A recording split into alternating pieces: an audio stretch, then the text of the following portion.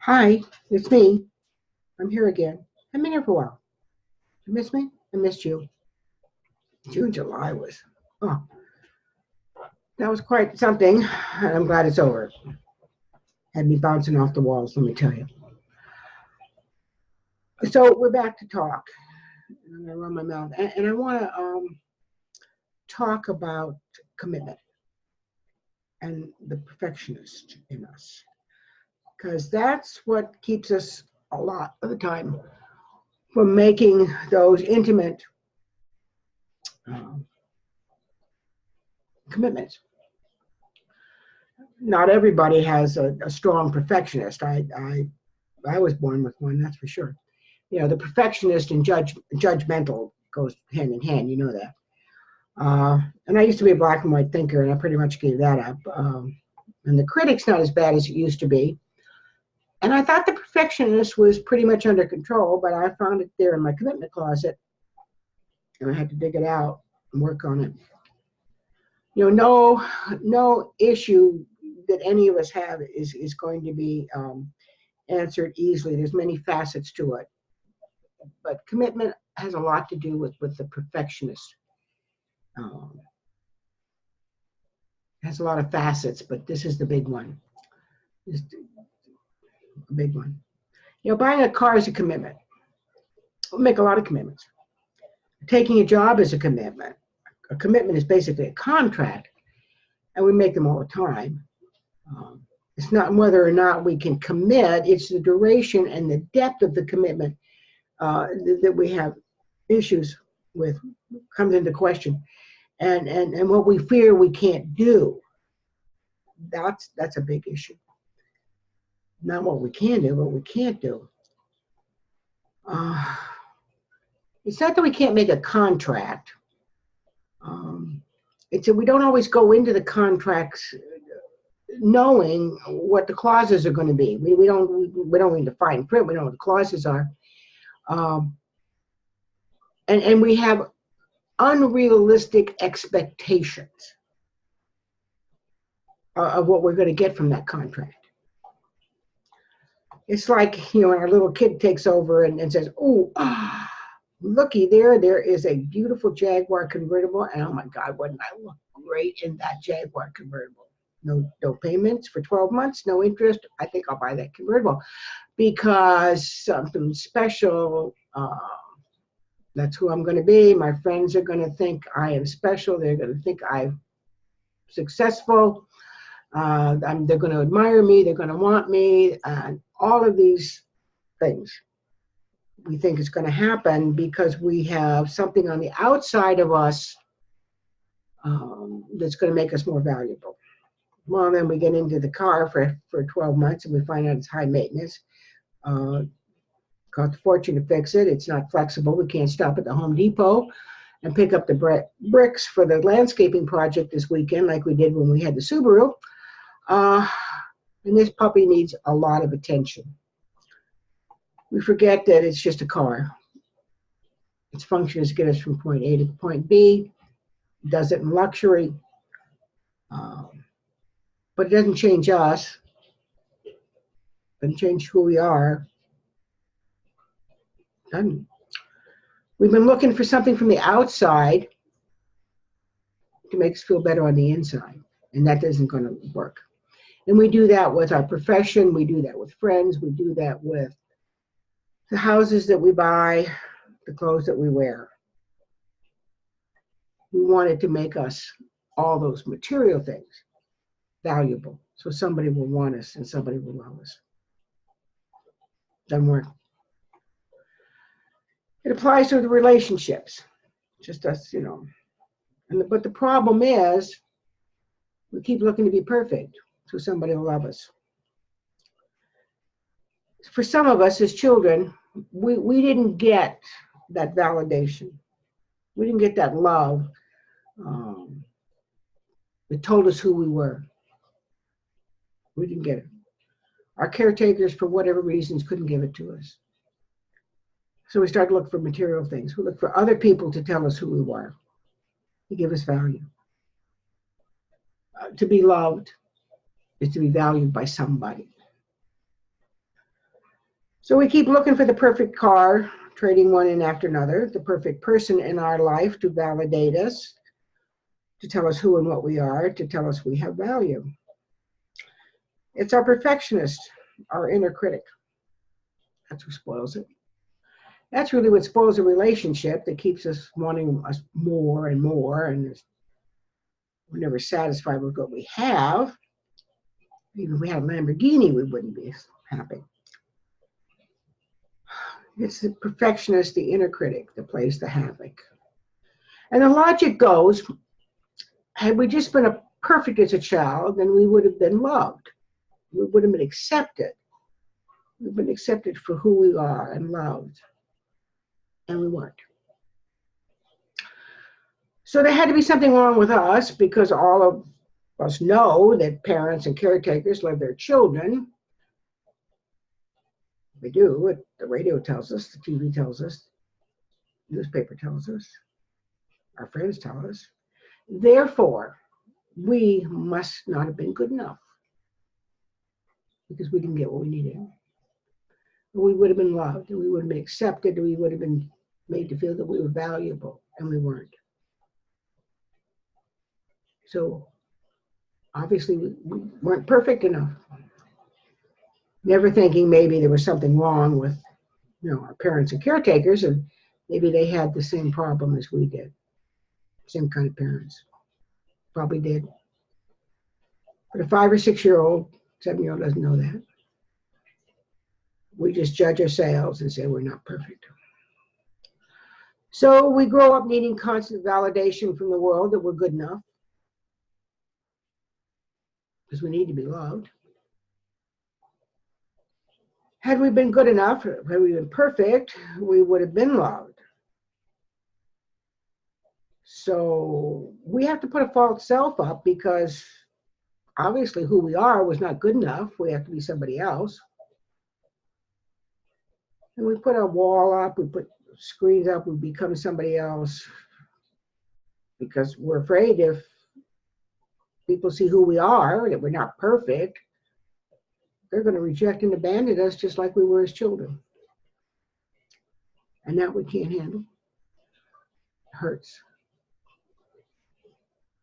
It hurts down to our very, very bones. So we keep life at arm's length. We don't allow ourselves to make contracts and to commit, because we know we're going to be abandoned. But we need to be loved. People need to be loved. And so many times we will keep trying. We'll go back in the ring. Some just totally give up. Eventually they die inside. That's what happens to you.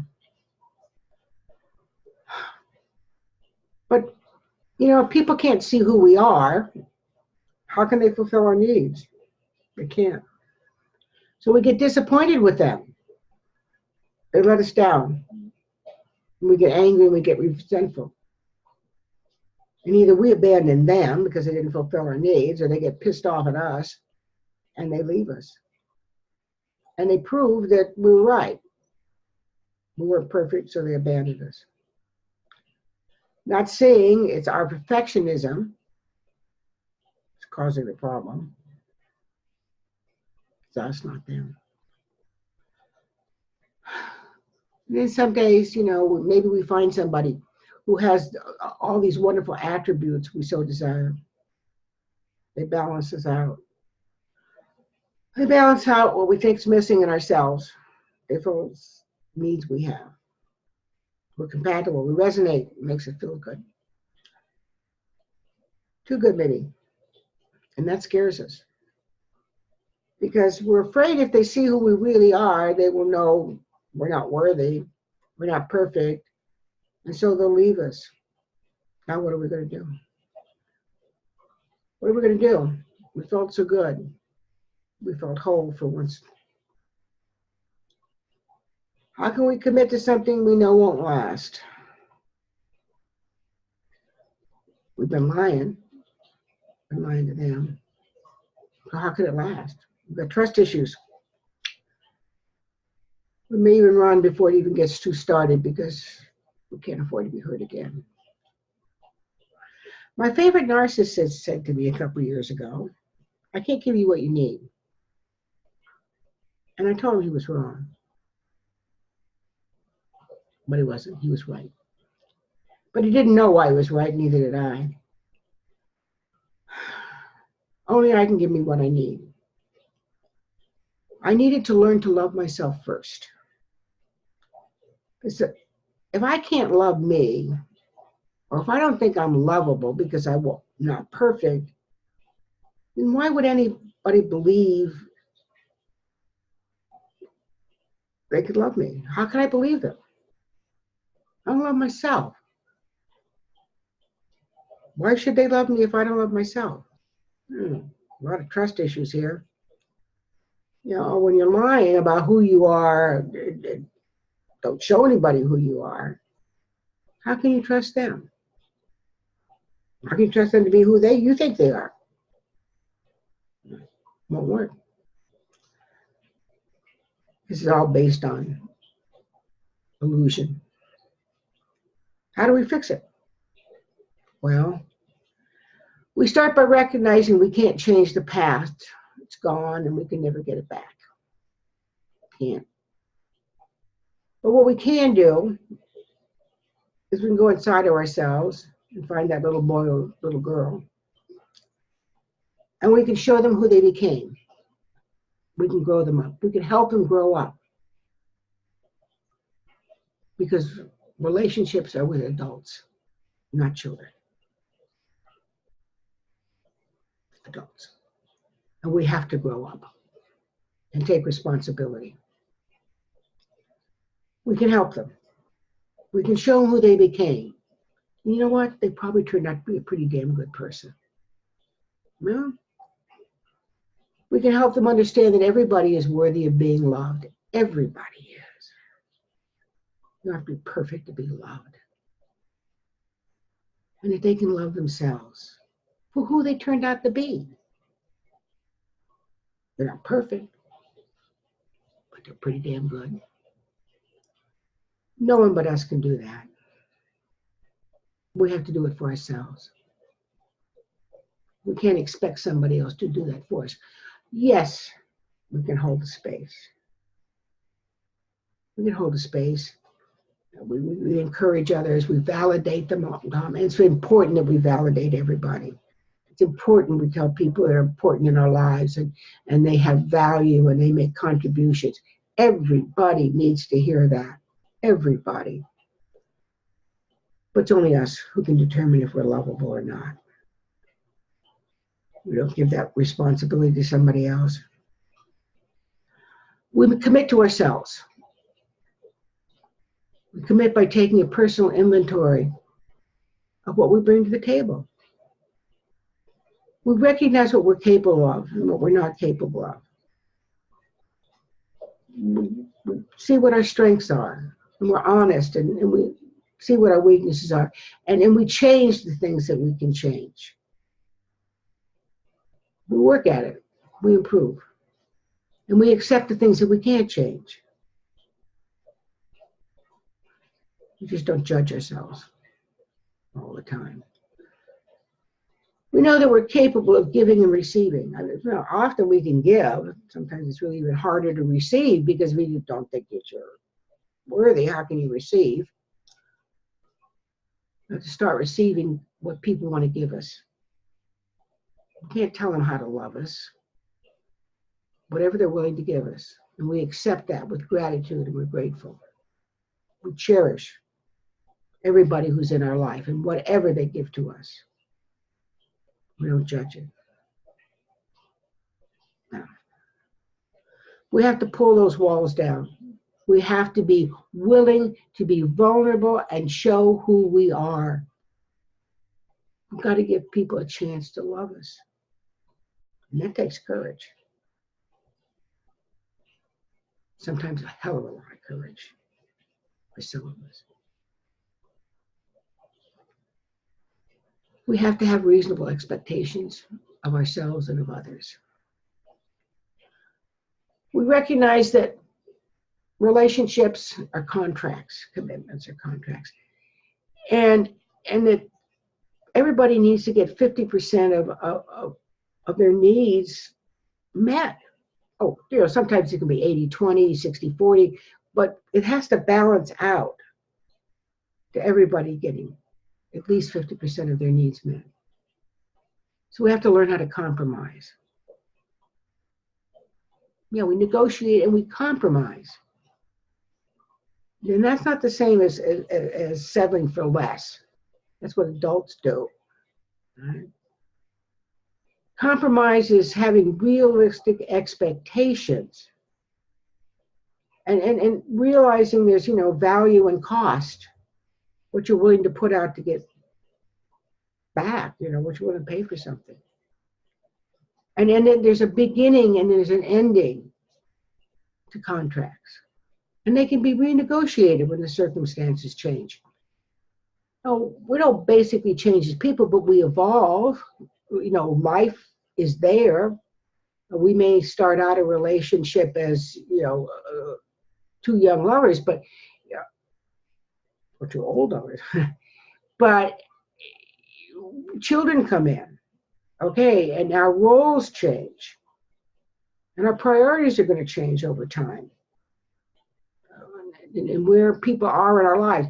But we must keep the priority to the relationship. That always has to be the first priority. Make a commitment to the relationship. We negotiate. Because in this ever-changing world, we need to have some kind of anchor. And when the storms come, and believe me, they will, then we need to have a rock. We need to have a rock we can lean on. And that's going to be that intimate person in our lives. That's what we need. And so we learn to compromise. We learn that we can't have everything. Adults know that. We can't have everything. And we aren't everything to everybody. We're not perfect. So the only reasonable commitment that I can give you, that any of us can make and keep, is something like, I commit to myself. I will work to be the best that I can be in this lifetime. And that I will bring to our relationship. I'm human. And I may falter. I promise you, though, I will pick myself up. And I'll keep on working. I'll keep on working at this relationship. That's a reasonable expectation that anybody can keep. We commit to ourselves first. And then I commit to you in a reasonable way. Think about that. Think about it.